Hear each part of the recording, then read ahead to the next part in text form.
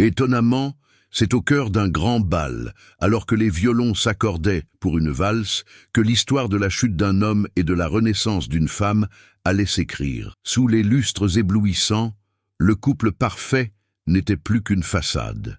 Arthur Montagnac, en son smoking impeccable, exhibait fièrement sa maîtresse, une certaine Chloé Duval, vêtue d'une robe rouge provocante.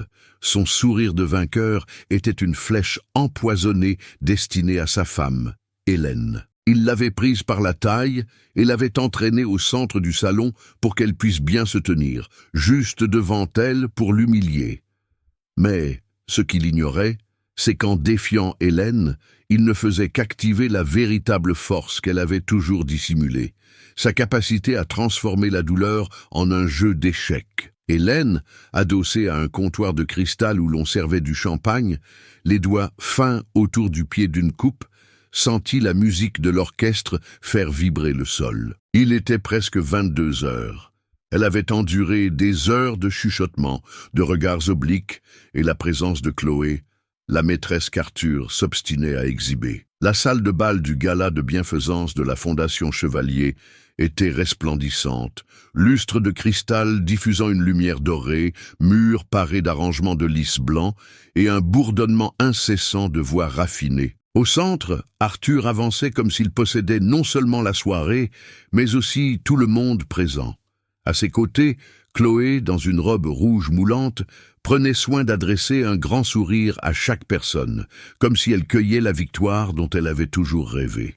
Lorsqu'ils s'approchèrent, Hélène garda un regard serein. « Bonsoir, ma chère », lança Arthur, d'un ton qui ressemblait plus à une provocation qu'à une courtoisie. « Je vois que tu es venue seule. » Le commentaire, empreint de dédain, provoqua des rires étouffés chez deux invités. Chloé se pencha, simulant un baiser, mais ses yeux parcouraient Hélène de haut en bas comme pour la juger. Hélène se contenta de lever sa coupe. Ce qui a l'air vide n'est pas toujours seul. Sa voix était basse mais ferme.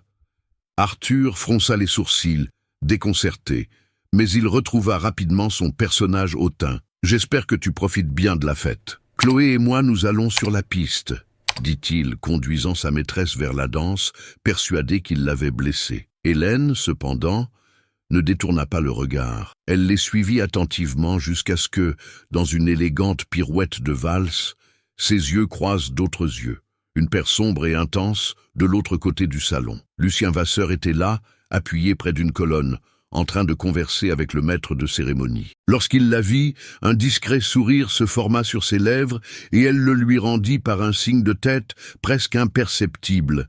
Ce n'était pas juste une salutation, c'était un message silencieux. Arthur ne l'avait pas remarqué, pas encore. Mais pour Hélène, ce moment scellait une décision.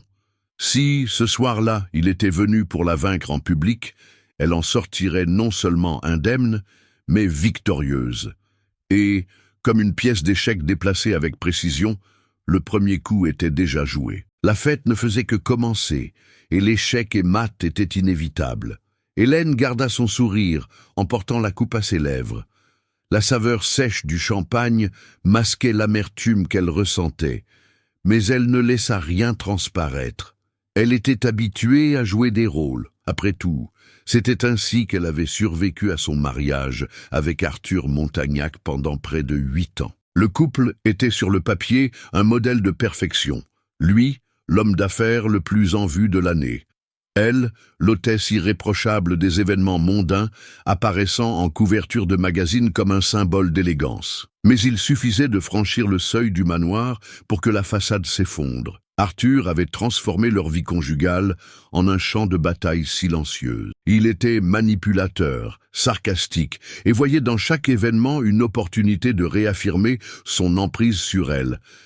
Ces trahisons n'étaient pas un secret pour Hélène. Elles étaient, en réalité, soigneusement orchestrées pour qu'elle les remarque. Il croyait que cela l'humiliait, que cela la maintenait soumise. Mais ce qu'Arthur ne savait pas, c'est qu'Hélène avait appris à se mouvoir sous cette surface turbulente avec la même habileté qu'un plongeur en eau profonde.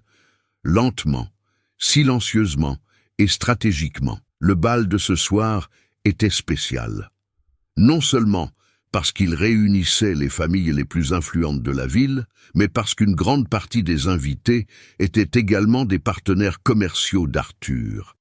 Sa présence ici n'était pas seulement sociale, elle était stratégique. C'est pourquoi amener Chloé était un geste calculé, presque une annonce voilée que son épouse n'avait plus sa place dans sa vie publique. Hélène, cependant, était là pour d'autres raisons. Ces dernières semaines, elle avait cultivé des conversations discrètes, des alliances subtiles.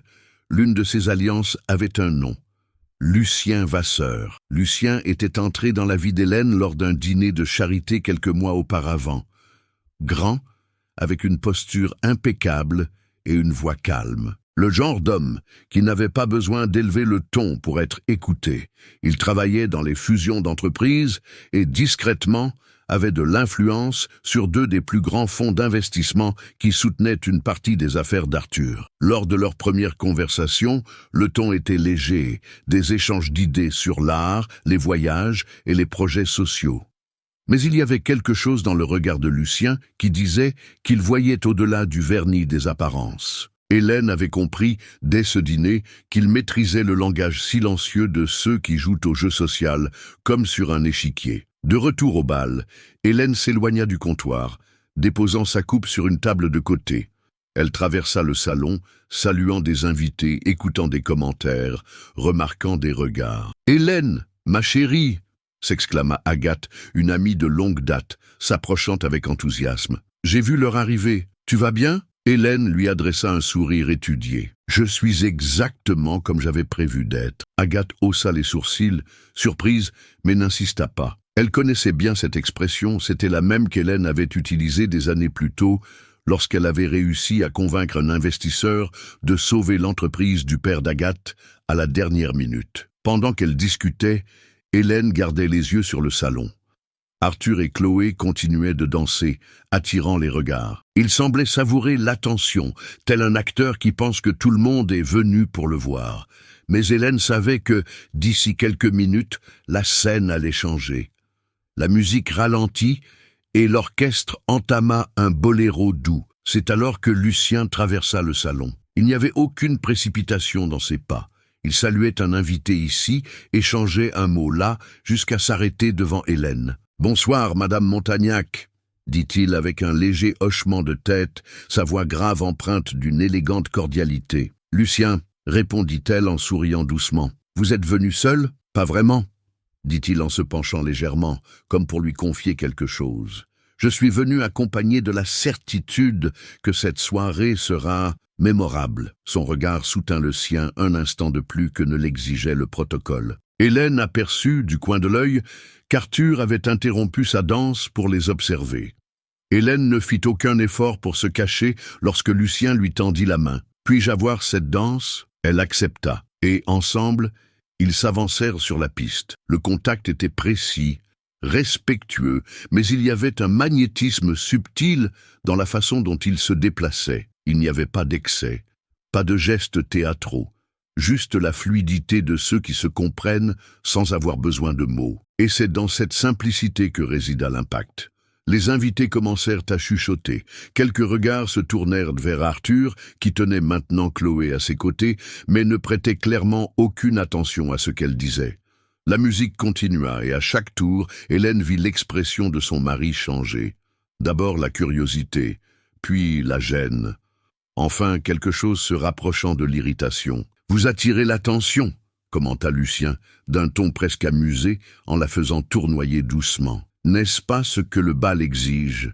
répondit-elle avec un léger sourire. « Peut-être, mais je pense que c'est plus que ça. » Il la fixa un instant. « Et j'avoue que je suis curieux de voir où cela va mener. » Hélène ne répondit pas. Elle laissa simplement le silence devenir son arme. Lorsque la musique se termina, des applaudissements résonnèrent dans le salon. Hélène et Lucien s'éloignèrent naturellement, mais la tension qui planait était palpable. Arthur s'approcha avec le sourire forcé de celui qui tente de garder le contrôle. « Lucien Vasseur, je ne savais pas que vous connaissiez ma femme, » dit-il, serrant la main de Lucien avec une force inutile. « Le monde est petit, » répondit Lucien, sans perdre son calme, « surtout pour les personnes ayant des intérêts similaire. Hélène perçut que le mot « similaire » flottait dans l'air comme un appât. Arthur plissa les yeux, mais n'eut pas le temps de réagir. Le maître de cérémonie annonça la prochaine partie de l'événement, la présentation des familles mécènes. C'était l'occasion parfaite pour Hélène de passer à l'étape suivante. Elle se pencha légèrement vers Lucien. « On se voit plus tard. » Et elle partit, laissant son mari avec le premier doute véritable de la soirée. Arthur regarda sa femme s'éloigner, sa robe bleu marine flottant légèrement. Quelque chose en lui savait que cette danse n'avait pas été anodine, mais il croyait encore pouvoir reprendre le contrôle. Hélène, cependant, avait déjà enclenché sa séquence de mouvements, et cette fois, l'échiquier ne jouait pas en sa faveur. Ce soir-là, le roi était encore debout, mais la reine s'était déjà déplacée pour attaquer. Le doux bruit des couverts et le murmure des conversations emplirent le salon pendant que le dîner était servi. L'ambiance était moins vibrante qu'au début, mais elle portait une autre énergie, celle des attentes silencieuses. Hélène était assise à la table des mécènes, entourée d'Agathe et du couple Mercier. Arthur, 2 places plus loin, s'évertuait à monopoliser la conversation avec des histoires sur ses derniers investissements, tandis que Chloé souriait de manière presque automatique. Hélène gardait une posture impeccable, mais en elle, elle suivait chaque mouvement dans le salon. Et c'est à ce moment-là qu'elle aperçut Lucien assis à seulement 3 tables de distance. Il ne la regardait pas directement, mais la façon dont il conversait avec 2 hommes plus âgés trahissait son importance. Ce soir-là, peu de gens savaient qui était vraiment Lucien. Il préférait ainsi. Son influence ne venait pas d'apparitions publiques ou de discours enflammés, mais de conversations privées, de contrats signés à huis clos et d'un cercle restreint d'alliés fidèles. Lucien Vasseur contrôlait, indirectement, des chaînes de décision qui affectaient des entreprises milliardaires.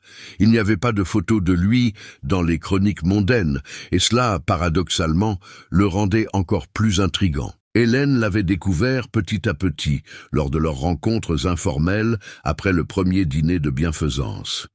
Ce n'était pas une relation précipitée. Chaque conversation était un chapitre qui révélait une nouvelle facette de lui. L'homme qui comprenait l'art contemporain avec la même précision qu'il comprenait les rapports financiers, qui parlait au serveur avec le même respect qu'il parlait à un directeur de banque. Mais la révélation la plus importante était venue il y a un peu plus d'1 mois, lorsque Lucien, de manière désinvolte, avait mentionné sa participation à un conseil qui évaluait de nouveaux investissements pour des fonds stratégiques, des fonds dont Arthur dépendait pour maintenir 2 grands projets en cours. Hélène n'avait pas réagi immédiatement. Elle avait simplement gardé l'information. Le serveur servit le plat principal, un médaillon de filet de bœuf à la sauce au vin, et le riche arôme se répandit dans l'air. Hélène, cependant, ne le remarqua presque pas. Ses pensées étaient tournées vers un souvenir qui lui revenait en force. Des années auparavant, à peine mariée, Hélène avait cru qu'elle pourrait changer Arthur. Il était ambitieux, certes, mais aussi charmant et visionnaire. Au début, la façon dont il la protégeait et l'incluait dans ses affaires ressemblait à de l'amour. Jusqu'au jour où, lors d'un événement d'entreprise, il s'était assuré de la laisser seule à table pendant qu'il dansait avec une autre femme, riant aux éclats et feignant de ne pas la voir. Ce n'était pas la première infidélité, mais c'était la première fois qu'il l'exposait publiquement. Ce soir-là, Hélène avait pleuré seule dans la voiture, attendant que le chauffeur la ramène chez elle. Et au milieu des larmes, elle avait fait un serment silencieux. Elle ne lui laisserait plus jamais le pouvoir de l'humilier sans riposte. Le tintement des couverts à la fin du dîner ramena Hélène au présent. Le dessert fut servi, de délicates tartes aux fruits rouges, et sur scène, le maître de cérémonie commença à appeler les mécènes pour recevoir leurs remerciements. Hélène sentit le regard de Lucien. Cette fois, il ne se cachait pas. Un léger hochement de tête, presque imperceptible, et elle sut que le prochain mouvement était imminent. Lorsque le nom d'Arthur Montagnac fut annoncé, il se leva avec son assurance habituelle, prenant Chloé par la main. Des applaudissements polis résonnèrent dans le salon. Pendant qu'il recevait son hommage, Hélène se pencha vers Agathe. « Fais attention », dit-elle à voix basse. Agathe la regarda avec curiosité. « Il va se passer quelque chose ?» Hélène se contenta de sourire. La deuxième révélation de la soirée survint peu après, lorsque le maître de cérémonie annonça le dernier mécène. Monsieur Lucien Vasseur. Le murmure dans le salon fut instantané.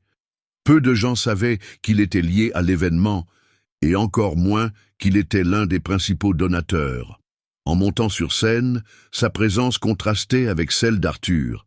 Des gestes contenus, une parole objective et un simple remerciement, sans autopromotion. Hélène remarqua comment le visage d'Arthur se crispa, même si ce n'était que pour un instant. Il savait qui était Lucien, mais ne s'était jamais donné la peine de s'en rapprocher. Après les applaudissements, Lucien ne retourna pas à sa table. Il se dirigea directement vers Hélène.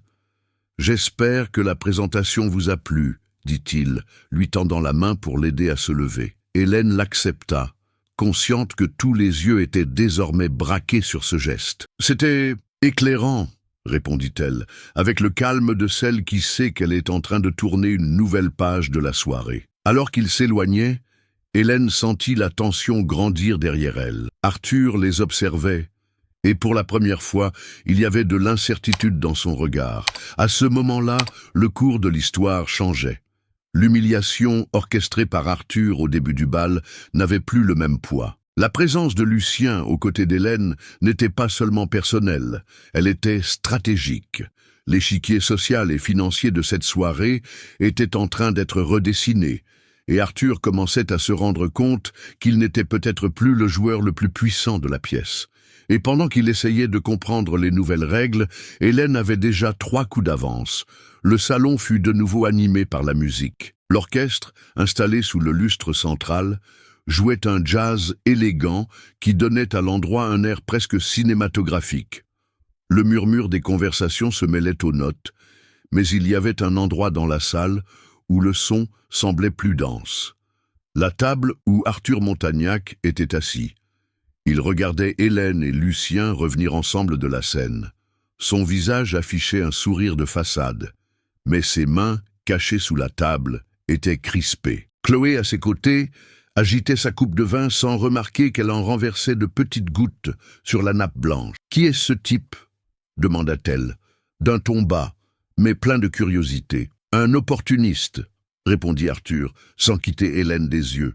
« Et apparemment, il a décidé de se montrer ce soir. » Chloé laissa échapper un petit rire rapide, comme pour minimiser la situation. « Peut-être qu'il veut juste se faire remarquer. » Arthur ne répondit pas. En lui, le malaise grandissait comme un nœud difficile à défaire. Il était habitué à voir Hélène isolée lors de tels événements, accomplissant les formalités et rentrant chez elle en silence. L'idée de l'avoir accompagnée de quelqu'un comme Lucien, un homme dont il avait sous-estimé l'influence, touchait à quelque chose de plus profond. Son contrôle. Hélène, de son côté, sentait le changement de température dans le salon. Ce n'était pas physique. L'air conditionné maintenait une température agréable, mais sociale. Les gens regardaient, et ils ne se contentaient pas de regarder. Ils évaluaient, mesuraient chaque geste. Lucien, à ses côtés, semblait insensible à tout malaise. Ou peut-être était-il tout aussi conscient qu'elle, mais choisissait de ne pas le montrer. « Vous êtes prête ?» demanda-t-il, alors qu'il s'approchait de la zone latérale où se trouvaient les canapés et les petites tables. « Jour », répondit Hélène, d'un ton qui mêlait confiance et défi. Ils s'assirent, et 2 couples des connaissances d'Hélène s'approchèrent rapidement pour les saluer. Lucien fut cordial, échangeant de brefs commentaires, mais laissa Hélène mener la conversation. Elle savait que cela faisait partie de sa stratégie, montrer qu'elle tenait un rôle principal. De l'autre côté du salon, Arthur se leva brusquement. Chloé tenta de le suivre, mais il leva la main d'un geste qui lui intimait de rester. Il marcha d'un pas rapide et calculé jusqu'à l'endroit où se trouvait Hélène. « On peut parler ?» demanda-t-il, s'arrêtant devant elle. Le ton n'était pas une demande, c'était un ordre. Hélène maintint son regard sur lui pendant un instant avant de répondre. « On est en train de le faire. » Lucien se cala dans son fauteuil, observant comme quelqu'un qui assiste à une partie d'échecs. « Seul !» insista Arthur, se penchant légèrement pour baisser le ton de sa voix. Hélène posa sa main sur sa coupe de champagne et la fit tournoyer lentement, comme si elle réfléchissait à sa réponse. Je ne pense pas que ce soit le bon moment. Arthur fronça les sourcils. Tu es en train de me rejeter? Elle sourit, mais le sourire n'atteignit pas ses yeux. Je ne te rejette pas, Arthur. Je suis juste en train de prioriser. La phrase tomba entre eux comme un coup silencieux. La tension fut remarquée par Agathe, qui observait la scène de loin. Elle savait qu'Hélène ne faisait rien sans calculer. Ce refus, devant tout le monde, était intentionnel. Il n'était pas assez agressif pour provoquer un scandale, mais assez clair pour que ceux qui se trouvaient à proximité se rendent compte que le contrôle de la situation n'était plus entre les mains d'Arthur. Arthur, sentant le poids des regards, se redressa. « N'oublie pas que c'est un événement important pour moi, » dit-il, en essayant de retrouver un ton d'avertissement. « Et pour moi aussi, » répondit calmement Hélène. « Mais la différence, c'est que je sais à qui je veux accorder mon temps ici. » Lucien, jusqu'alors silencieux, parla d'un ton léger, presque cordial. « Si c'est nécessaire, je peux m'éclipser pour que vous puissiez parler. » Hélène se tourna vers lui. « Non, restez. » Le refus fut comme un second coup, plus précis que le premier. Arthur comprit qu'il n'avait pas d'issue élégante.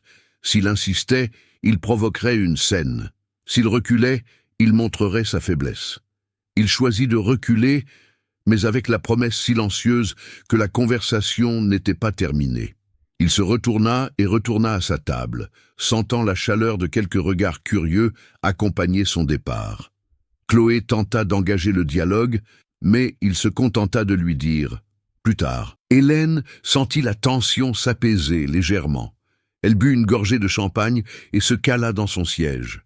Lucien l'observa un instant avant de dire « Tu sais qu'il ne va pas laisser passer ça. »« Bien sûr que non, » répondit-elle. « Mais chaque pas qu'il fera sera sur le terrain que j'ai choisi. » Lucien sourit, approuvant la réponse. Alors que les prochains pas arrivent. Cependant, Hélène savait que le rejet public n'était que la première provocation. Le véritable test viendrait quand Arthur déciderait de contre-attaquer. Et elle devait être prête à transformer chaque attaque en une nouvelle preuve que le contrôle de la narration était entre ses mains. Pendant qu'elle réfléchissait, Agathe s'approcha et s'assit à ses côtés. « Tu veux me dire ce qui se passe ?» demanda-t-elle à voix basse. Hélène lui adressa un sourire rapide. « Je profite juste de la fête. » Agathe ne la crut pas, mais respecta son silence. De l'autre côté du salon, Arthur fit signe à un serveur et commanda un whisky. La première gorgée lui brûla la gorge, mais pas assez pour apaiser sa colère. Il n'était pas habitué à se sentir au second plan, et encore moins à y être mis par sa propre femme.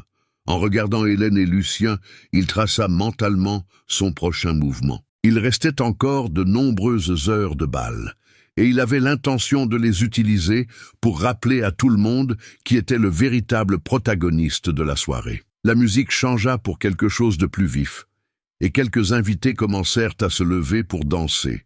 Hélène et Lucien restèrent assis, conversant tranquillement, mais attentifs à leur environnement. « Il va agir bientôt, » dit Lucien.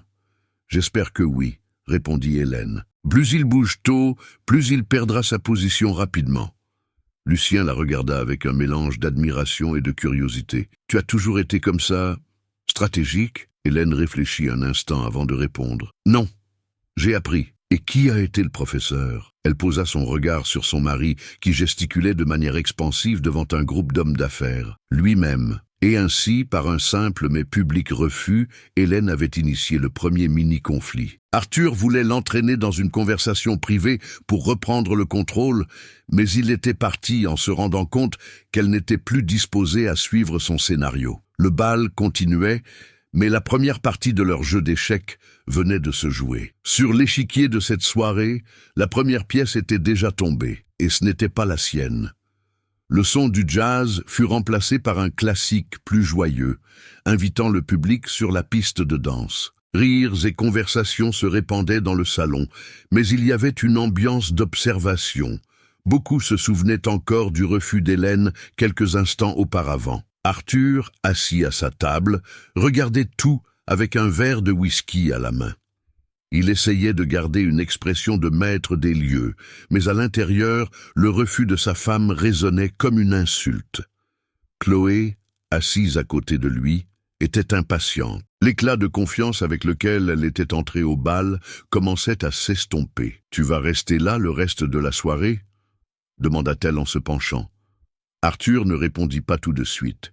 Il but une gorgée et posa son verre. « Ce n'est pas encore le moment d'agir. » Chloé laissa échapper un soupir d'impatience. « Si tu ne fais rien, tout le monde va penser que tu as peur de lui. » Arthur la fixa d'un regard glacial. « Je n'ai peur de personne, Chloé. » Mais la maîtresse ne recula pas. « Alors prouve-le !» Cette phrase fut comme une allumette allumée dans le baril de poudre qu'était l'ego d'Arthur. Il se leva brusquement, ajusta son veston et se dirigea vers la piste. Pendant ce temps, Hélène conversait avec Lucien et le couple Mercier. Les Mercier, des investisseurs respectés, étaient des pièces maîtresses du cercle social d'Arthur. Et à ce moment-là, ils étaient clairement plus intéressés par ce qu'Hélène avait à dire que par les histoires répétitives de son mari. « Hélène, ma chère, votre initiative pour l'Institut d'art était brillante, » loua Madame Mercier, « et de savoir que Lucien la soutient, c'est vraiment un projet de taille. » Hélène les remercia d'un sourire discret, mais elle savait que chaque éloge reçu ce soir-là était une petite fissure dans l'image d'Arthur.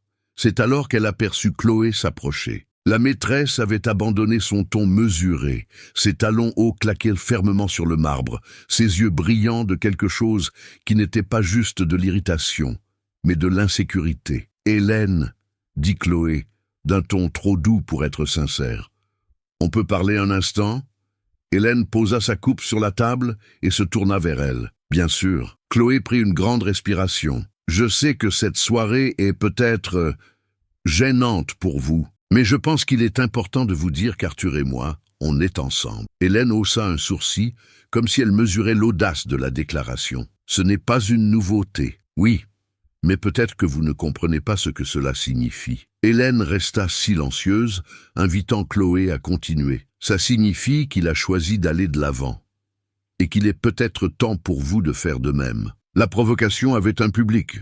2 invités proches faisaient semblant d'observer le salon, mais écoutaient clairement chaque mot. Hélène sourit légèrement. « Tu sais, Chloé, quand quelqu'un a besoin d'annoncer à voix haute qu'il a été choisi, c'est généralement qu'il essaie de s'en convaincre lui-même. » Chloé cligna des yeux, comme si la phrase l'avait touchée plus profondément qu'elle ne voulait l'admettre. « Nous, qu'est-ce que vous voulez dire ?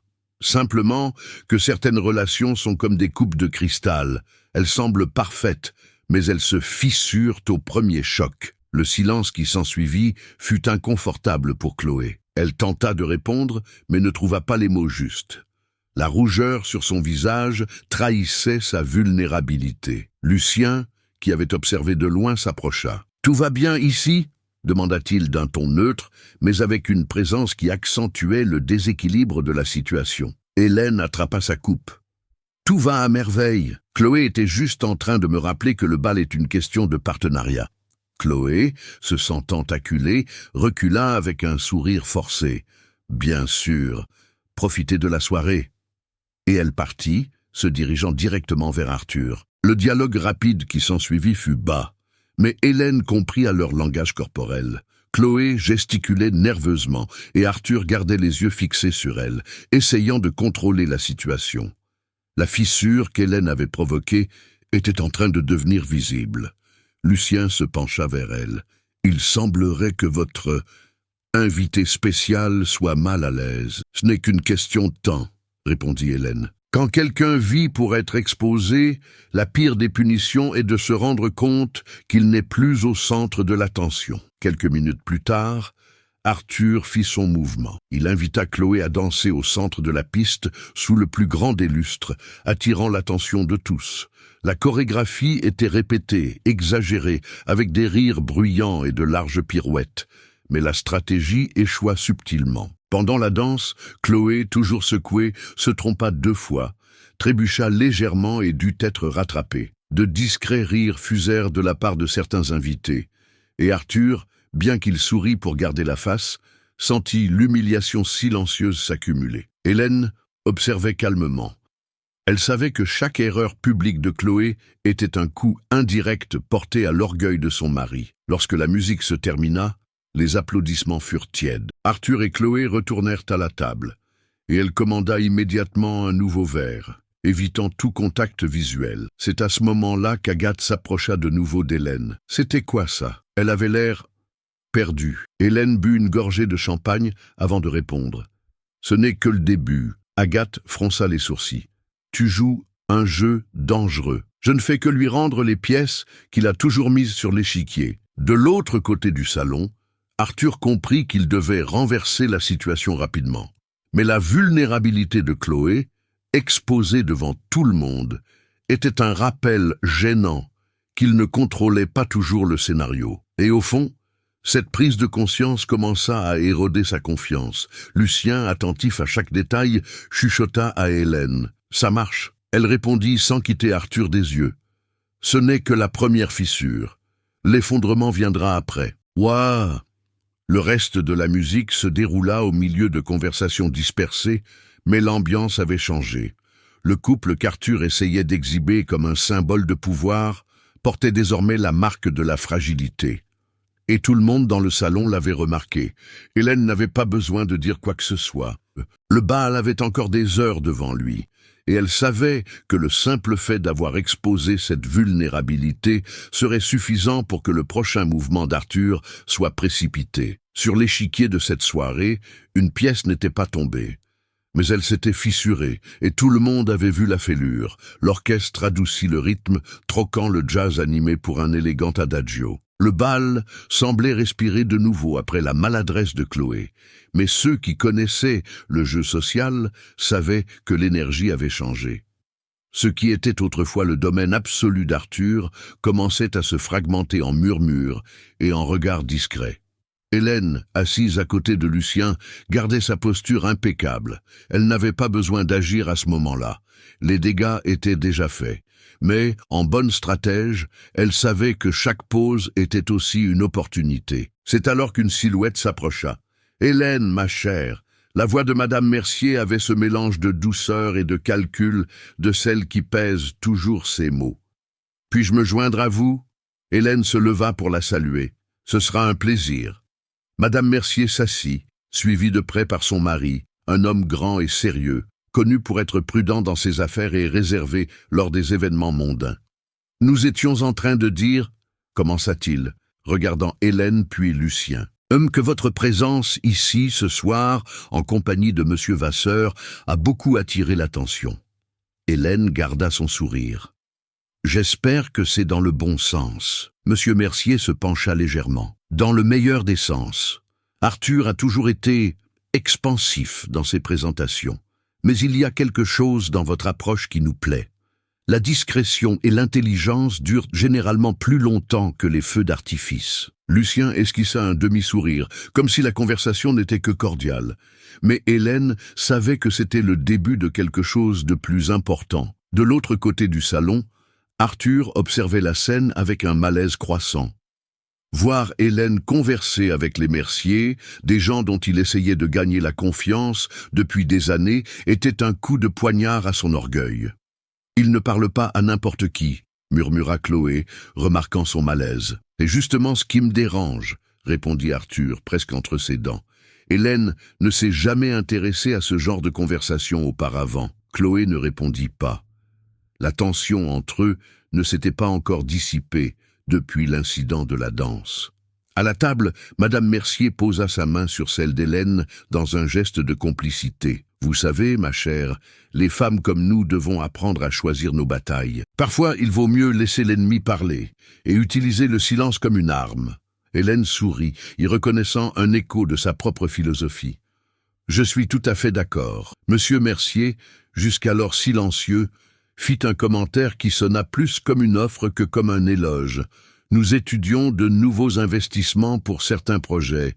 Il serait peut-être intéressant d'en parler dans un cadre plus privé, prochainement. » Hélène comprit la subtilité. Ce n'était pas seulement une invitation d'affaires, c'était un signe de confiance, une promesse tacite qu'ils étaient prêts à l'écouter, sans Arthur.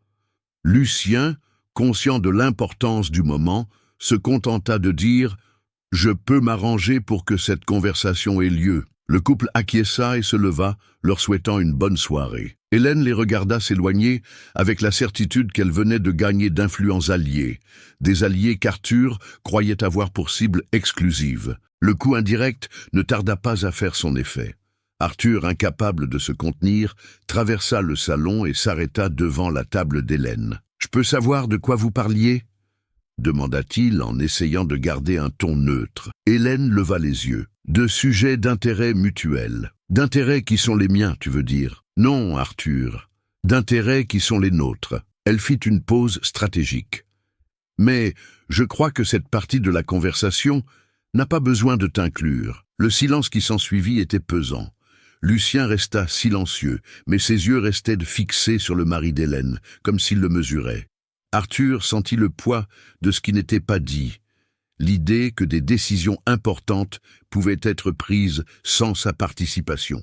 Chloé, comprenant que l'ambiance se gâtait, se leva de la table d'Arthur et vint à lui. « Tu veux danser de nouveau ?» demanda-t-elle en essayant de le distraire. « Pas maintenant », répondit-il sans quitter Hélène des yeux. Le refus sec décontenança Chloé, mais elle s'éloigna. Hélène se leva, prenant sa coupe. « Lucien, on se promène ?» Il acquiesça, et ensemble ils se mirent à marcher le long du périmètre du salon, saluant discrètement certaines personnes. Chaque pas était calculé. Ils ne se pressaient pas, ne s'isolaient pas trop, mais il était clair qu'ils se déplaçaient en binôme. En chemin, ils rencontrèrent le directeur de la Fondation Chevalier, l'organisateur du bal. Un homme attentif, mais extrêmement sensible aux dynamiques de pouvoir. « Hélène, c'est merveilleux de vous voir ici, » dit-il. « Et avec Monsieur Vasseur, cela donne certainement plus de poids à l'événement. » Hélène le remercia, et la conversation se poursuivit légèrement. Mais à la fin, le directeur fit un commentaire qui ne passa pas inaperçu. « Vous savez, c'est bon de voir les bonnes personnes se rencontrer. » De retour aux tables, Hélène remarqua qu'Arthur avait discrètement appelé l'un de ses assistants, qui entra dans le salon avec une mallette à la main. Quelque chose en lui indiquait qu'il était sur le point de lancer un mouvement calculé pour reprendre le contrôle. Lucien le remarqua aussi. « Il va tenter une contre-attaque. »« Oui, et plus tôt sera le mieux, » répondit Hélène. « Comme ça, on verra qui est vraiment de son côté. » Et c'est alors que l'inattendu se produisit. Agathe, qui s'était toujours tenue à l'écart, s'approcha d'Hélène avec un regard déterminé. « Je pense que tu dois savoir, j'ai entendu Arthur parler à cet assistant. Il veut profiter de la prochaine série de discours pour annoncer un projet qui n'est pas encore finalisé et utiliser ça pour se mettre en avant. » Hélène comprit le risque. Si Arthur réussissait à faire une annonce percutante ce soir-là, il pourrait détourner une partie de l'attention qu'elle et Lucien avaient conquise. Mais Agathe n'en resta pas là. « Je connais le projet.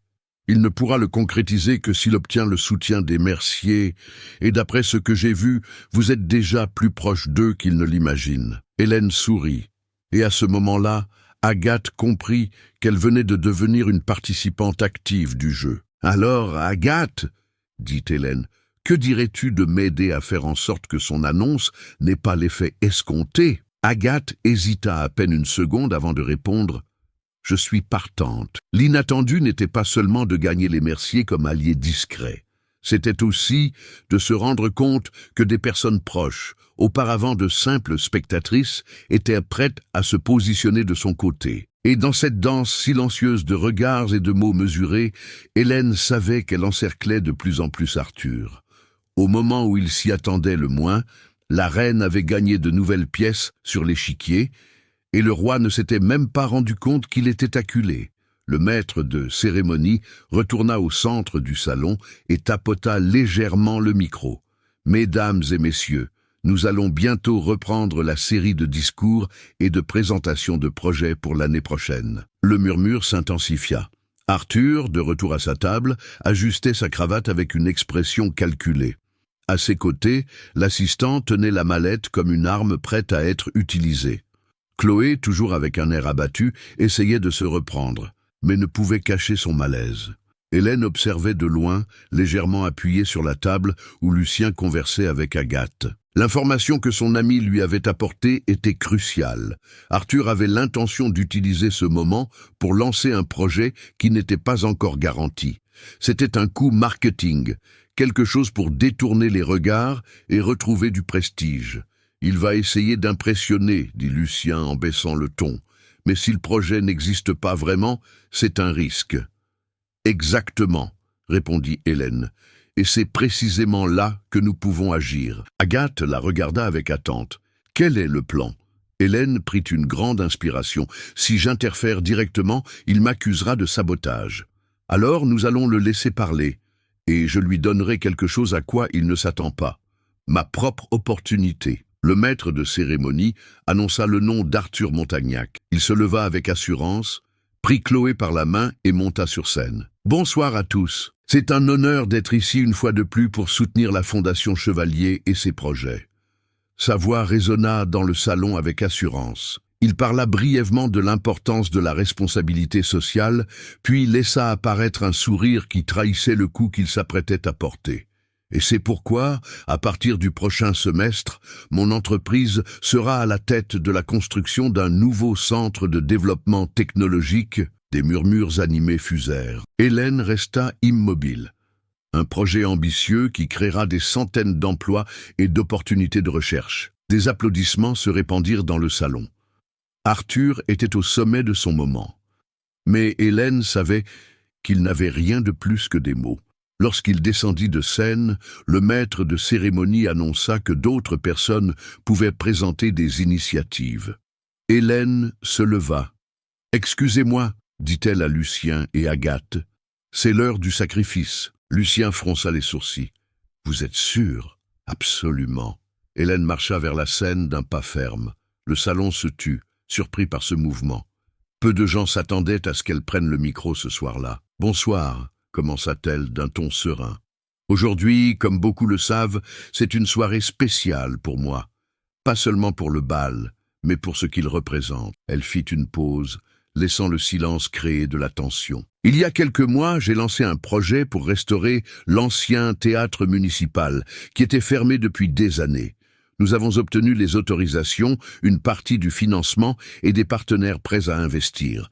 Cependant, le cependant resta en suspens. Arthur, à sa table, l'observait avec un mélange d'irritation et de curiosité. J'ai décidé aujourd'hui de céder la totalité de cette initiative à la Fondation Chevalier, sans aucun lien avec mon nom ou celui de ma famille. Un murmure parcourut le salon. Je le fais parce que je crois que certains projets doivent être au-dessus des disputes et des vanités personnelles. Le théâtre redeviendra la propriété de la ville et non d'un nom de famille. Des applaudissements timides commencèrent, puis grandirent, remplissant le salon. Lucien observait, comprenant le coup. Hélène renonçait à un projet personnel qui lui aurait donné du prestige pour renforcer une institution qui, à ce moment-là, recevait des comparaisons directes entre elle et Arthur. Le contraste était dévastateur. Il avait annoncé quelque chose qui n'existait pas encore. Elle offrait quelque chose de réel, de concret, et renonçait aux honneurs. Lorsque Hélène descendit de scène, elle fut accueillie par de chaleureux compliments. Madame Mercier lui serra les mains. « Ma chère, c'était plus que de la générosité, c'était de la clairvoyance. » Monsieur Mercier, plus réservé, ajouta « De telles décisions sont rares. Comptez sur nous pour tout ce dont vous avez besoin. » Lucien se pencha vers elle. « Vous avez sacrifié une carte maîtresse. » « Oui, mais j'ai gagné le public. » De l'autre côté du salon, Arthur était paralysé. La manœuvre d'Hélène avait volé la vedette à sa présentation. Ce qu'il avait offert était une promesse. Ce qu'elle avait donné était une action concrète, accompagnée d'un geste altruiste. Chloé tenta d'adoucir la situation. « Au moins, ton projet a été bien accueilli aussi. » Arthur ne répondit pas. Il savait que, dans cette manche, il avait perdu. Agathe rejoignit Hélène et Lucien. « Tu es folle de renoncer à un tel projet. »« Non, Agathe, je choisis juste où je mets mon nom. » Elle regarda discrètement Arthur. « Et d'où je le retire ?» La série de discours se termina et la musique revint. Mais l'ambiance avait de nouveau changé. Hélène avait, par un simple geste, repositionné tout l'échiquier. Son image publique était désormais celle de la générosité et du leadership, tandis que celle d'Arthur commençait à être perçue comme théâtrale et trop calculée.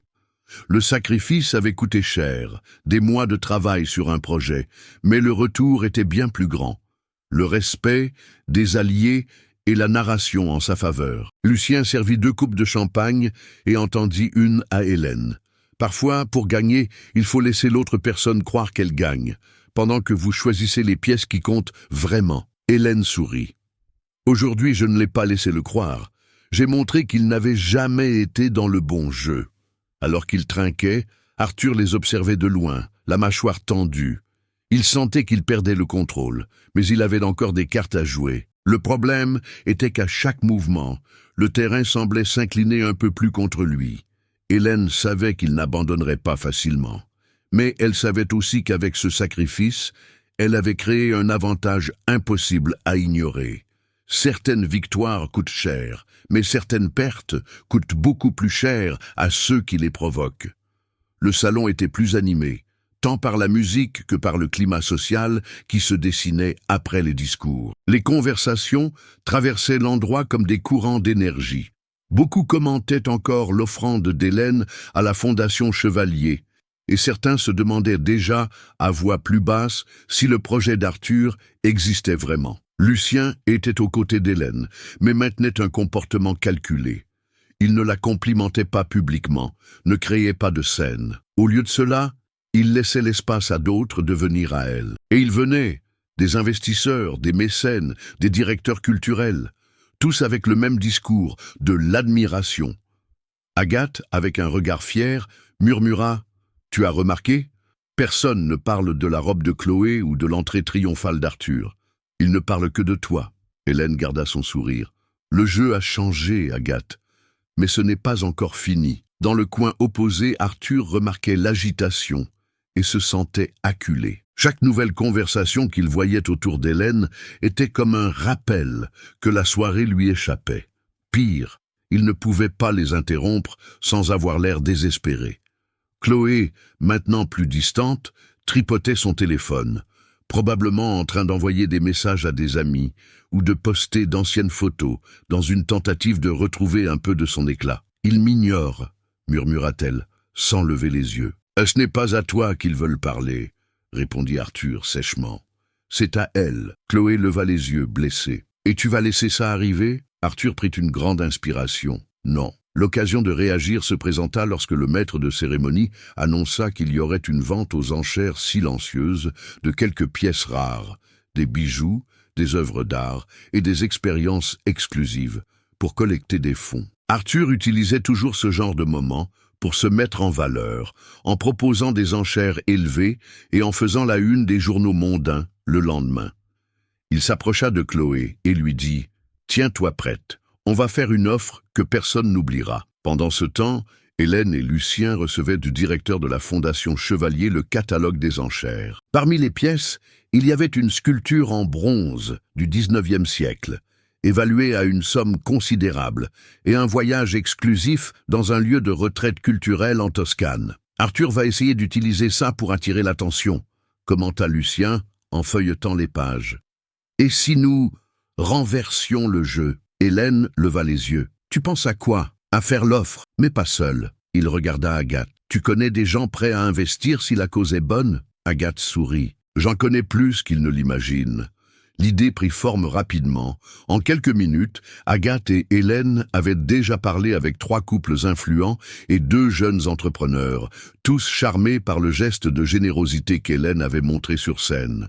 Lucien s'assura que toutes les offres seraient faites au nom d'un groupe collectif et non d'une seule personne, créant ainsi une narration différente de l'habituelle ostentation d'un millionnaire.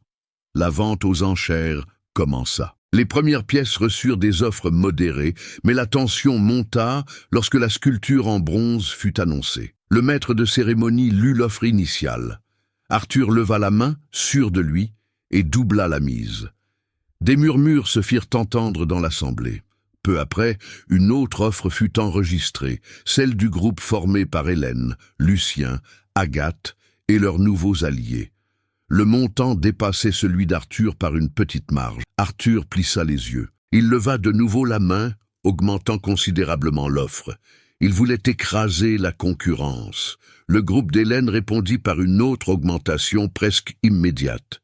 Le duel de montants se poursuivit pendant quelques minutes, et tout le monde dans le salon comprit qu'il y avait une véritable bataille en cours. Le maître de cérémonie, expérimenté, sut prolonger la tension. Au moment décisif, Arthur annonça un montant bien supérieur à ce qui était attendu, avec un sourire qui frôlait l'arrogance. Le public réagit avec surprise. Hélène regarda Lucien et il fit un léger hochement de tête. Le groupe se réunit pendant quelques secondes et Agathe fit l'offre finale. Le montant dépassait celui d'Arthur par une différence stratégique, pas assez grande pour sembler agressive, mais suffisante pour gagner. Le marteau tomba. « Vendu !» annonça le maître de cérémonie. La sculpture en bronze revient au groupe de mécènes mené par Hélène Vasseur et Lucien Dubos. L'applaudissement fut immédiat et intense. Pour le public, il ne s'agissait pas seulement de la sculpture. C'était de la manière dont l'offre avait été faite, collective, collaborative, réunissant différents noms. L'image était claire. Hélène n'était pas seule et elle avait un soutien solide. Arthur, assis, sentait le poids de la défaite. À chaque applaudissement, la narration s'éloignait un peu plus de lui pour se rapprocher d'Hélène. Chloé tenta de sourire, mais son malaise était évident. Après la vente aux enchères, plusieurs invités s'approchèrent d'Hélène pour la féliciter. Monsieur Mercier, qui avait discrètement participé au groupe, commenta « C'était brillant. Vous n'avez pas seulement gagné, vous avez montré que vous savez travailler en équipe, ce qui est rare lors de ces événements. » Hélène le remercia, sachant que cette victoire avait une signification plus grande. Arthur s'était toujours positionné comme l'homme qui achetait l'attention avec des gestes grandioses. Elle avait montré que, lorsque l'on unit ses forces, l'impact est plus durable. Lucien, à ses côtés, murmura « Première victoire. Ensemble. » Hélène trinqua avec lui.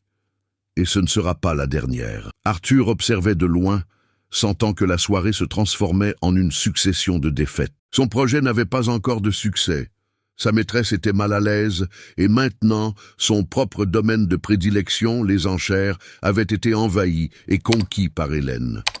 Il ne le savait pas, mais c'était la dernière fois qu'il contrôlait ne serait-ce qu'un peu le cours de la soirée.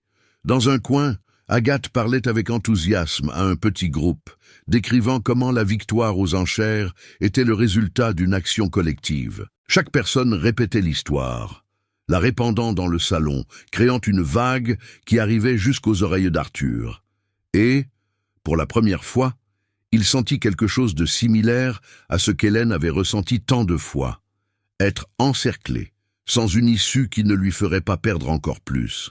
Lors de ce bal, la victoire n'était pas d'un seul, mais de plusieurs, et ils étaient tous du mauvais côté pour Arthur. La vente aux enchères était terminée, mais son impact restait dans l'air, comme un parfum cher qui met du temps à se dissiper. Le groupe qu'Hélène avait formé pour remporter la victoire pour la sculpture continuait de discuter avec animation.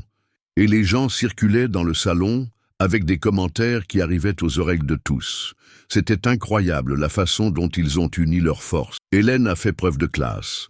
Elle n'a pas eu besoin de crier pour gagner. Arthur sentait chaque phrase comme un coup de poing, même si elle était dite d'un ton décontracté. À ses côtés, Chloé restait plus préoccupée par son téléphone que par la situation, mais il savait qu'il ne pouvait pas attendre de soutien d'elle. Hélène, en revanche, était entourée d'alliés et d'énergie positive. Agathe gardait un œil attentif, observant non seulement qui s'approchait, mais aussi qui s'éloignait discrètement d'Arthur. C'était subtil, mais clair. Des figures qui lui étaient autrefois fidèles prenaient maintenant leur distance, comme si elles ne voulaient pas être associées à une éventuelle chute. Lucien se pencha pour parler à voix basse à l'oreille d'Hélène. « La scène est prête. » Elle leva les yeux vers lui. « Plus tôt que je ne l'imaginais. Quand la marée est haute, on n'attend pas. On navigue. » Hélène sourit, comprenant le message. De l'autre côté du salon, l'assistant d'Arthur s'approcha, lui parlant à l'oreille. La réponse fut courte, presque un grognement. Arthur se leva et se dirigea vers le maître de cérémonie, gesticulant de manière contrôlée, mais ferme. Il voulait un autre moment pour parler. Lorsque le micro fonctionna de nouveau, le maître de cérémonie annonça « Mesdames et messieurs, Monsieur Arthur Montagnac aimerait partager quelques mots supplémentaires. Hélène garda son calme. Lucien, cependant, remarqua l'étincelle compétitive dans ses yeux.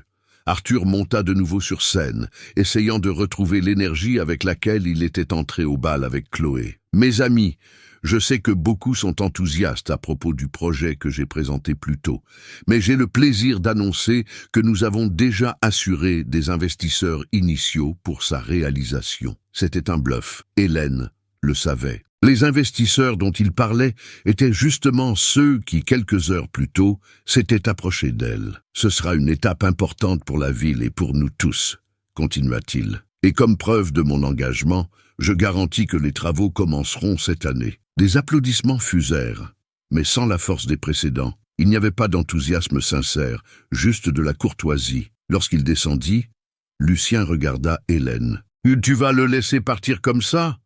Hélène prit une grande inspiration. « Non, mais ce n'est pas sur scène que je le fais tomber. C'est dans le salon. » Elle commença à circuler, saluant discrètement les mécènes les plus influents. En quelques mots, elle confirmait ce qu'il savait déjà. Le projet d'Arthur n'avait aucune garantie réelle. Elle ne faisait pas d'insinuations directes, elle mentionnait seulement des faits. D'après ce que je sais, c'est encore une proposition. Il est à la recherche de partenaires, juste assez pour semer le doute. Agathe l'accompagnait par moments, l'aidant à renforcer la narration auprès des invités qui étaient déjà de son côté. Lucien, quant à lui, restait près de groupes stratégiques, toujours prêt à intervenir avec des données concrètes qui démontaient discrètement les promesses d'Arthur. L'effet fut immédiat. En une demi-heure, Hélène remarqua que la confiance initiale de son mari s'effritait. Les conversations cessaient lorsqu'il s'approchait, et certains visages qui lui souriaient auparavant affichaient désormais des expressions neutres. Chloé, percevant l'ambiance, se mit à boire plus vite. Sa voix montait dans des commentaires décousus, attirant des regards curieux et pas dans le bon sens. C'est alors qu'un moment décisif se produisit. Madame Mercier s'approcha d'Hélène et de Lucien, accompagnée du directeur de la Fondation Chevalier. « J'aimerais confirmer quelque chose avec vous, » dit Madame Mercier. « Si nous formons un comité pour évaluer les nouveaux projets pour l'année prochaine, seriez-vous prêt à en prendre la direction ?» C'était une invitation publique, faite d'une voix suffisamment forte pour que les tables proches puissent l'entendre. Hélène n'hésita pas. Ce serait un honneur. Le directeur de la fondation sourit. « C'est donc décidé. » Arthur entendit. La phrase traversa le salon jusqu'à lui comme un écho qu'il ne pouvait ignorer. Il se leva, marcha jusqu'à leur table et, d'un ton qui tentait de masquer sa fureur, dit « Hélène, on peut parler maintenant ?» Elle posa sa coupe, bien sûr, et elle se leva, se dirigeant vers un coin plus réservé. Lucien resta où il était, observant. « De qu'est-ce que tu penses que tu fais ?» demanda Arthur, la voix basse mais pleine de tension. « Je vis simplement la soirée, Arthur. Ne fais pas l'innocente, tu es en train de me saper devant tout le monde. » Hélène le fixa. « Non, Arthur. Tu te sabotes toi-même. J'ai juste arrêté de tenir les rênes. » La réponse fut cinglante. Mais il n'y eut pas de temps pour une réplique. Le maître de cérémonie annonça la fin officielle des présentations et invita tout le monde pour la dernière valse. Le salon se remplit de nouveau de musique, mais l'atmosphère était différente. La balance du pouvoir avait penché. Hélène savait que la soirée gardait encore un dernier acte et que lorsqu'il arriverait, il n'y aurait pas de retour en arrière pour aucun d'eux. Lucien s'approcha. « Prête pour le point culminant ?» demanda-t-il. Hélène regarda la piste de danse, où les couples se formaient. Plus que jamais, le bal n'était pas encore terminé. Mais pour Arthur, la musique devenait insupportable. La dernière valse commença avec les premières notes douces, emplissant le salon d'une mélodie presque mélancolique. Les couples glissèrent sur la piste, et les lumières, légèrement plus tamisées, créaient des reflets dorés sur les lustres de cristal. Hélène resta en marge, observant. Lucien était à ses côtés, mais ne l'invita pas à danser immédiatement. Il savait que ce moment exigeait plus que des pas coordonnés. Il exigeait de la présence et du timing. Arthur, cependant, ne perdit pas de temps. Il laissa Chloé sans préavis et traversa la piste, le regard fixé sur sa femme. Le public le remarqua. Il s'arrêta devant elle, lui tendit la main et dit « Une dernière danse, Hélène ». La demande sonna comme un ordre. Elle le fixa pendant quelques secondes, assez longtemps pour que tout le monde autour sente la tension. Puis, elle posa sa coupe sur la table et répondit « Bien sûr ». La musique les enveloppa. Hélène sentit sa main sur sa taille, plus ferme que nécessaire. Il la conduisit à travers le salon avec de larges mouvements, mais ce qui se passait vraiment était dans les murmures échangés entre les pas. « Tu t'amuses » demanda Arthur avec sarcasme. « Énormément », répondit-elle avec un sourire calculé. « Et toi ? Non, tu as transformé cette soirée en une exhibition publique de rébellion. » « Rébellion ?» Hélène haussa les sourcils. « J'appelle ça de la liberté. » Arthur serra un peu plus sa main. « Tu penses pouvoir m'exposer comme ça, danser avec ce type, t'allier avec des gens qui devraient être mes partenaires ? Ils ne devraient rien, Arthur.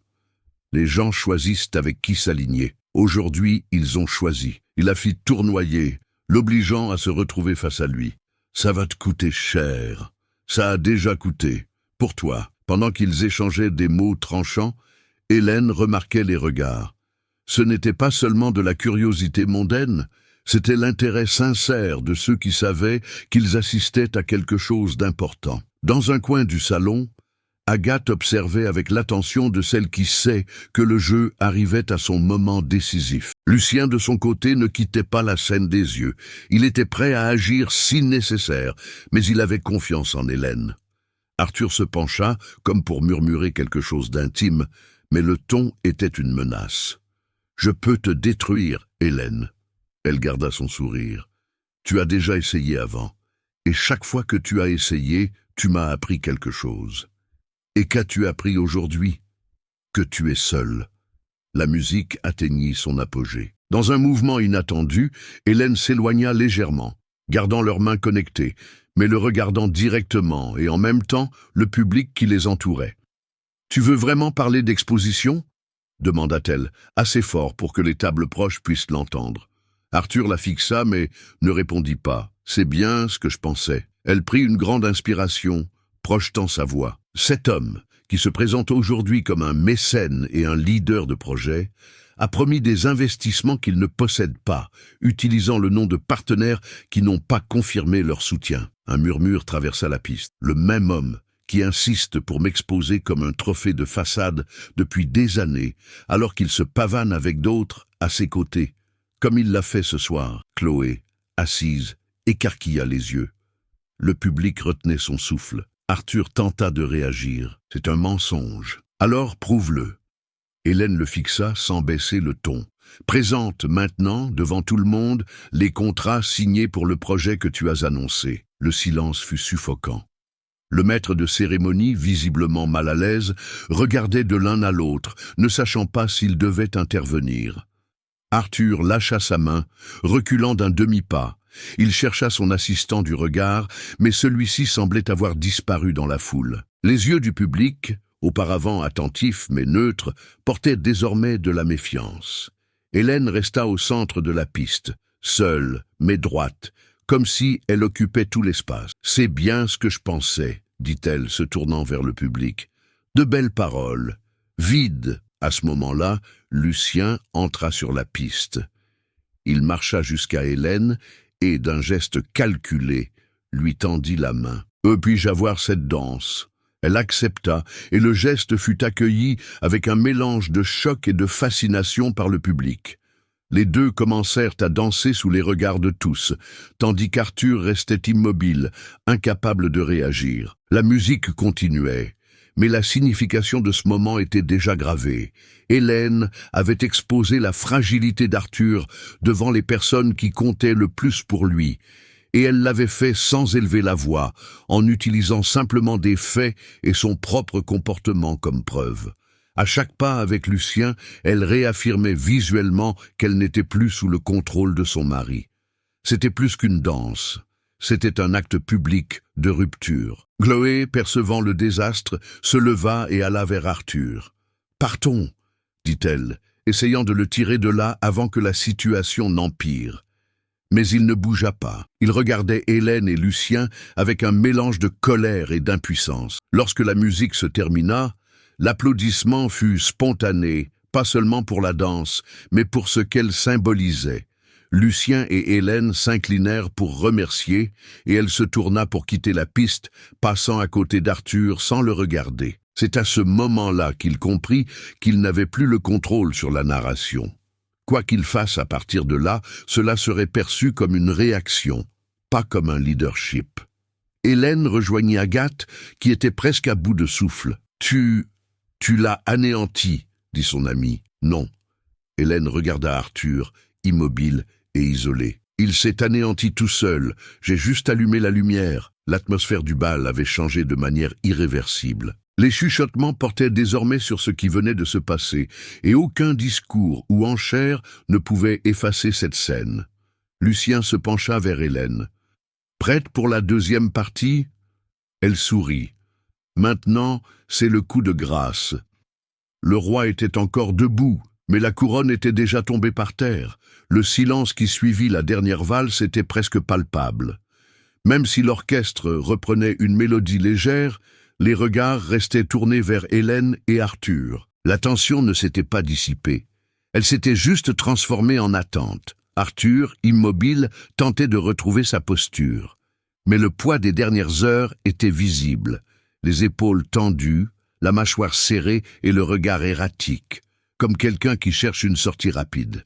Il devait renverser la situation avant que la soirée ne se termine. Chloé, à ses côtés, murmura « Il faut que tu réagisses. »« Et je vais le faire, » répondit-il, d'un ton qui ressemblait plus à une promesse à lui-même. Le maître de cérémonie, essayant de rétablir l'harmonie de l'événement, annonça que le buffet était rouvert, invitant les invités à se servir. Les gens recommencèrent à circuler, mais en petits groupes, commentant ce qu'ils venaient de voir. Hélène, consciente qu'Arthur avait encore des cartes à jouer, resta près de Lucien et d'Agathe. « Il ne va pas accepter de partir d'ici en étant vaincu, » dit Agathe, à voix basse. « C'est pour ça qu'on va le laisser essayer, » répondit Hélène calmement. « Et quand il le fera, ce sera le coup fatal. » Lucien l'observa avec un sourire discret.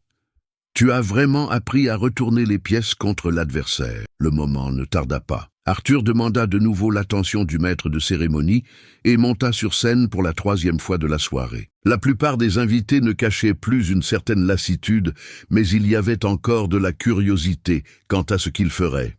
« Mes amis, » commença-t-il, « cette soirée a été pleine de surprises, mais je veux la conclure par un geste qui montre qu'avant tout, nous sommes toujours une famille unie. » Hélène comprit instantanément ce qu'il essayait de faire. C'était un coup risqué, utiliser l'idée d'une réconciliation publique pour retrouver un soutien social. « Hélène, » dit-il, lui tendant la main, « viens ici. » Le salon retint son souffle. Agathe retint légèrement le bras d'Hélène, mais elle n'hésita pas. Elle marcha jusqu'à la scène d'un pas contrôlé, gardant sa posture droite. Lorsqu'elle arriva aux côtés d'Arthur, il dit « Malgré nos différences, je t'ai toujours respectée en tant qu'épouse et compagne de vie. Aujourd'hui, je veux montrer à tous que, quels que soient les défis, nous restons ensemble. » Il tenta de lui prendre la main, mais Hélène fit un pas en arrière. Le geste provoqua un murmure immédiat parmi les invités. « Arthur, » commença-t-elle d'une voix ferme, « si cette soirée a montré quelque chose, c'est que nous n'avons pas besoin de faire semblant. » Il fronça les sourcils, essayant de garder son sourire de façade. « Ce n'est pas faire semblant, c'est de l'unité. L'unité ne s'affiche pas, elle se construit. Et tu as détruit la nôtre il y a bien longtemps. » Un silence pesant s'abattit sur le salon. Hélène prit une grande inspiration, consciente que c'était le moment de clore le récit. « Tu m'as amené ici ce soir avec une autre femme pour m'exposer. Tu as essayé de faire croire que tu avais le contrôle. Mais ce qui s'est passé, c'est l'inverse. Les gens ont vu qui tu es et qui je suis sans toi. » Elle se tourna vers le public. « Ce sera la dernière fois que nous nous présenterons ensemble à un événement. Dès demain, je lancerai ma procédure de divorce. » L'impact fut immédiat. Il y eut de faibles exclamations, des regards échangés et même quelques-uns qui ne cachèrent pas leur approbation. Arthur tenta de réagir. Tu ne peux pas, je peux, et je le ferai. Il prit une grande inspiration, cherchant un argument pour inverser la situation. Mais avant qu'il ne parle, Lucien se leva de sa table et marcha jusqu'au devant de la scène. Sa présence imposa le silence. « Hélène, dit-il, la regardant directement, je suis sûr que tu n'as pas besoin de moi pour prendre des décisions, mais je veux que tu saches que tu ne seras pas seule dans cette nouvelle étape. » Le public réagit avec un mélange de murmures et d'attentes. Hélène regarda Lucien et sourit, non pas un sourire théâtral, mais un sourire sincère. « Merci, Lucien. » Arthur ne put le supporter. « C'est donc ça ?» demanda-t-il, la voix plus forte que nécessaire. « Tu as échangé un mariage pour une liaison ?» Hélène garda son calme. « J'ai échangé un mariage vide contre du respect. Et contrairement à ce que tu penses, ce n'est pas à propos de Lucien, c'est à propos de moi. » Cette phrase mit fin à toute tentative d'Arthur de se positionner en victime. Il comprit tardivement que le récit ne pouvait plus être récupéré. Le maître de cérémonie, ne sachant pas comment continuer, remercia tout le monde et annonça la dernière musique de la soirée. L'orchestre commença à jouer une mélodie douce, mais maintenant peu de gens dansaient. L'attention restait sur la scène. Hélène descendit, accompagnée de Lucien. Agathe les attendait, les yeux brillants de fierté. C'était... Elle secoua la tête, sans mots. « Nécessaire », compléta Hélène. Dans un coin du salon, Arthur observait. Chloé avait disparu.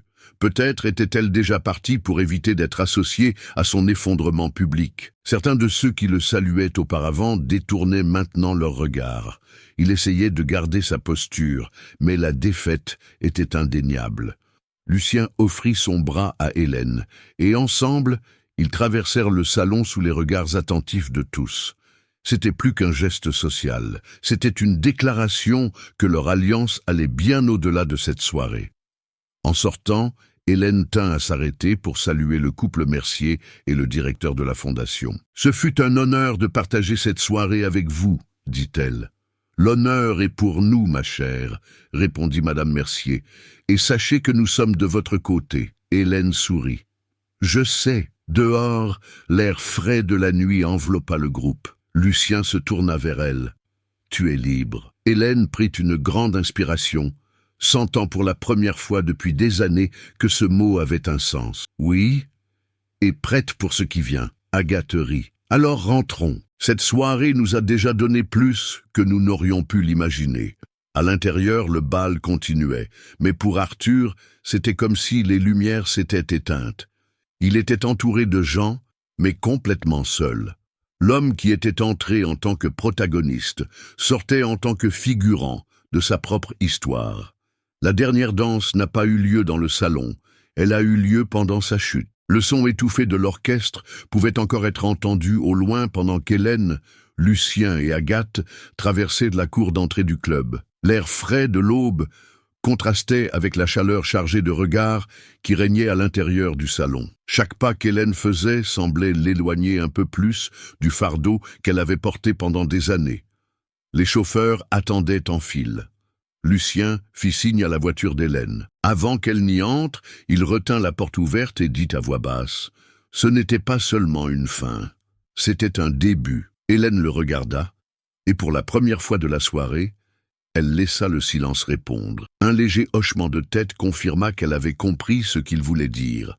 Sur le chemin du retour, Agathe n'arrivait pas à se contenir. « Je n'ai jamais rien vu de pareil, Hélène. Tu n'as pas seulement affronté Arthur. Tu as détruit son jeu devant tout le monde, sans perdre ta classe. » « Ce n'était pas pour l'humilier, » répondit Hélène. « C'était pour me libérer, et pour montrer que la force n'a pas besoin de crier pour être entendue. » Agathe acquiesça, mais ses yeux brillaient encore d'excitation.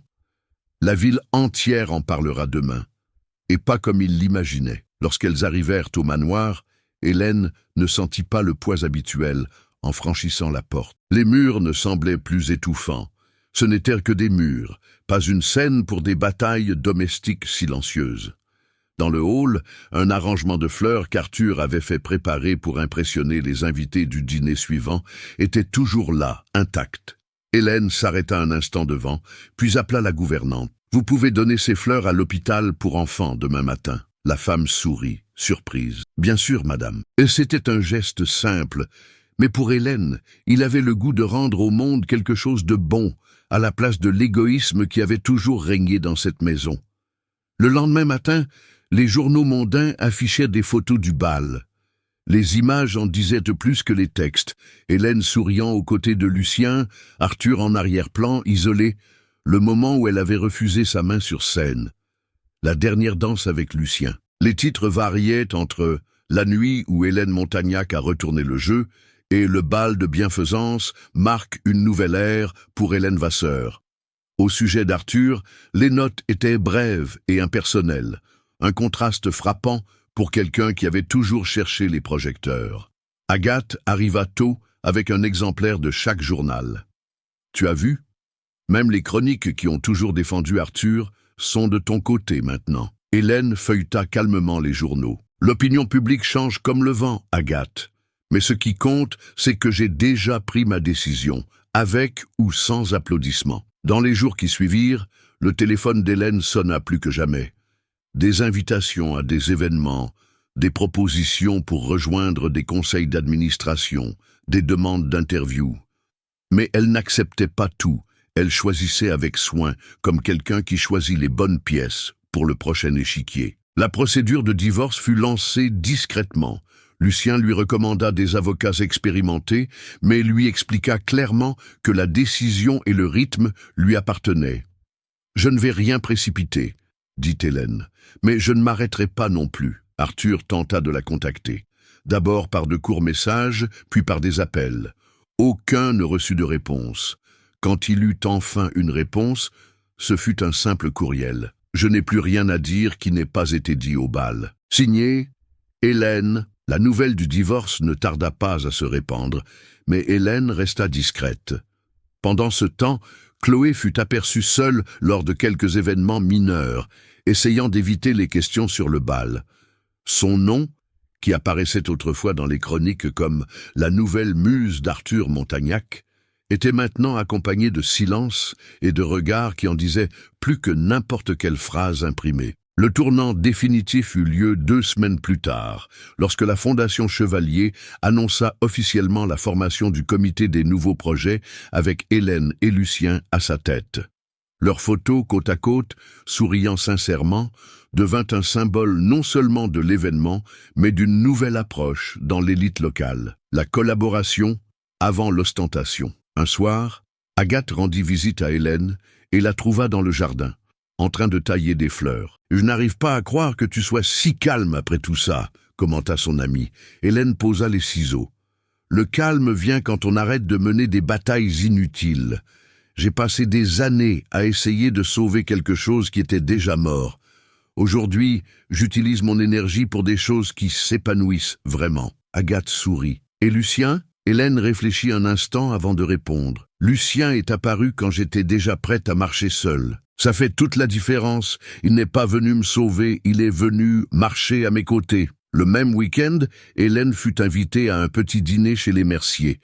Ce n'était pas un événement public, mais une rencontre entre amis et alliés. Pendant le toast, Madame Mercier leva son verre et dit « Aux femmes qui connaissent leurs valeurs et qui ne se contentent pas de moins. » Hélène trinqua avec tout le monde, sentant le poids et la légèreté de cette phrase. De retour chez elle ce soir-là, elle marcha jusqu'au bureau qui avait autrefois été le domaine absolu d'Arthur. La pièce était vide depuis qu'il avait emménagé temporairement dans un appartement du centre-ville. Hélène alluma la lampe de bureau et regarda la table, propre, organisée, prête pour de nouveaux projets.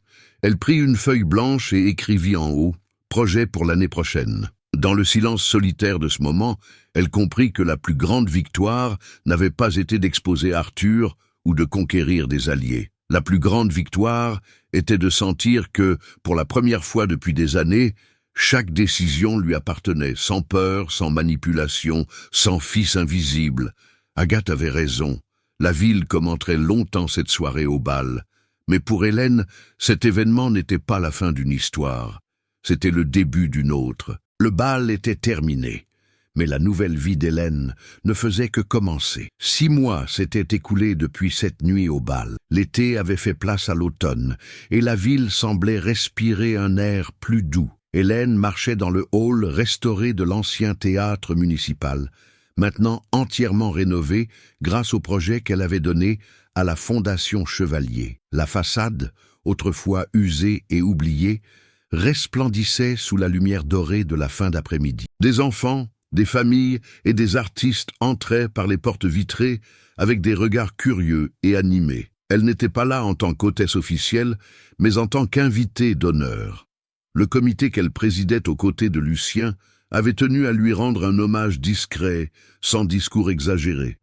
C'était ainsi qu'Hélène préférait, un impact réel, sans ostentation. Agathe arriva quelques minutes plus tard, essoufflée, avec un grand sourire. « Assez bondé à l'intérieur, » dit-elle, ajustant son châle sur ses épaules. « Et tout le monde commente encore la façon dont tu as renoncé à ce projet. » Hélène rit doucement. « Le plus beau, c'est que maintenant, il appartient à tout le monde. » De l'autre côté du hall, Lucien conversait avec quelques artistes.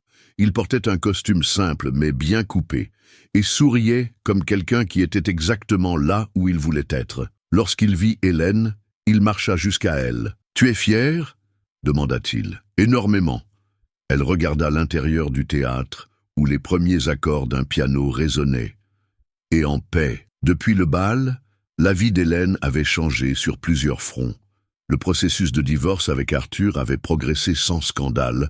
Lui, avec son image publique érodée, essayait de rester loin des gros titres. Chloé avait disparu du cercle social le plus influent, n'apparaissant que lors d'événements mineurs et, selon les rumeurs, évitant tout contact avec la presse. Hélène, quant à elle, avait gagné sa place dans des conseils culturels, avait été invitée à des conférences sur la philanthropie et le leadership, et était devenue une référence en matière de projets collaboratifs.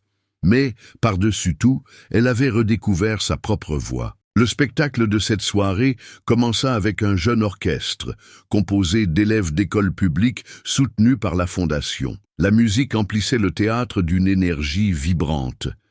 Hélène sentait son cœur se réchauffer à chaque note, se souvenant comment tout avait commencé, une provocation, une humiliation publique et la décision de ne plus jamais vivre dans l'ombre de quiconque.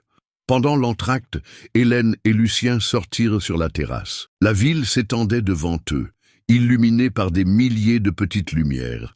Lucien s'appuya contre la balustrade, la regardant attentivement. « Tu as réalisé ?» demanda-t-il. Il ne s'agissait pas seulement de gagner au bal, c'était de ne plus jamais avoir besoin de prouver quoi que ce soit à qui que ce soit. Hélène prit une grande inspiration, laissant le vent frais caresser son visage. « J'ai réalisé ?» Il sourit. Et maintenant, elle regarda les lumières de la ville, sentant le poids de la liberté mêlée à la légèreté de nouvelles possibilités. Maintenant, je danse au son de la musique que je choisis moi-même. En revenant vers la salle, le public se levait pour la deuxième partie du spectacle. Hélène marchait d'un pas ferme, sachant que chaque personne qui la voyait là ne voyait pas seulement une femme élégante, mais quelqu'un qui avait repris les rênes de sa propre histoire. Hélène n'avait pas seulement changé le jeu, elle avait réécrit les règles.